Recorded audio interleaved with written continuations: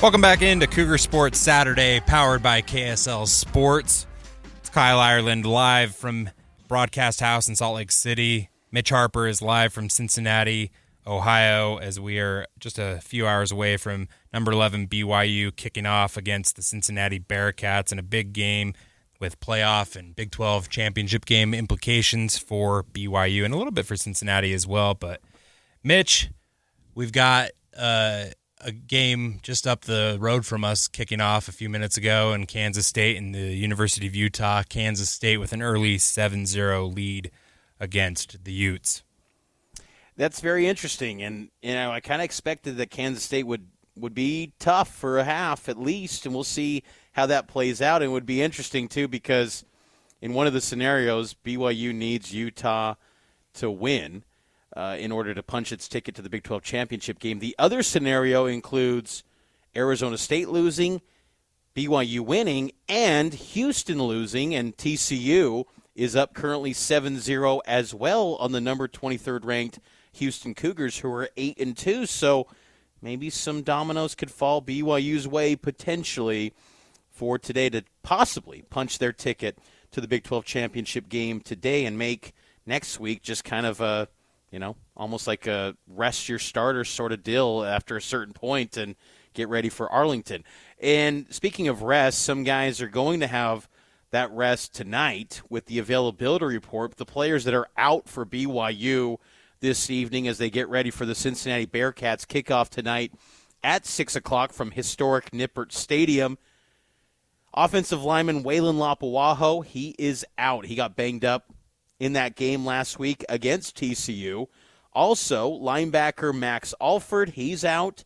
And then defensive tackle backup Ulavai Fetuli, who just recently got baptized, a member of the Church of Jesus Christ of Latter-day Saints. Pretty cool to see that post from BYU football social media accounts, seeing Ulavai baptized, now a member of the church. And then also Tommy Parasis is out, and running back Sione Moa, who continues to be out this season. He's been out since the East Carolina game in Week 3. On the Cincinnati side of things, as they put it, none to report. So good, clean bill of health for the Bearcats heading into this game. Now, understand that players that are out for the year, they don't have to be listed on this availability report except for one appearance. So that doesn't include players that are out for the season for Cincinnati, but going into this week, players that they thought were going to be available, they're all expected to go, including quarterback Brendan Sorsby and running back Evan Pryor for Cincinnati. But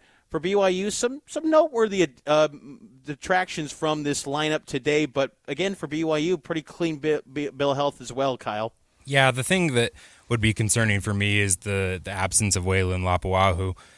He missed the first couple of games of the season, if you remember, and made his debut against East Carolina. But I do think the way that they were able to rotate guys in early on in the season is going to pay dividends tonight in this game against Cincinnati. You have, guys like Kyle Safarchuk and Sonny Makassini who have a lot of reps this season due to the way that they've been able to rotate guys in throughout this season, especially early on in the year with Waylon's absence in the Stanford and Portland State games. And so it's nice to see BYU's depth, really kind of weathering the storms throughout this season. And I feel like they're at a pretty good place health-wise as the season kind of comes down to an end here of the regular season.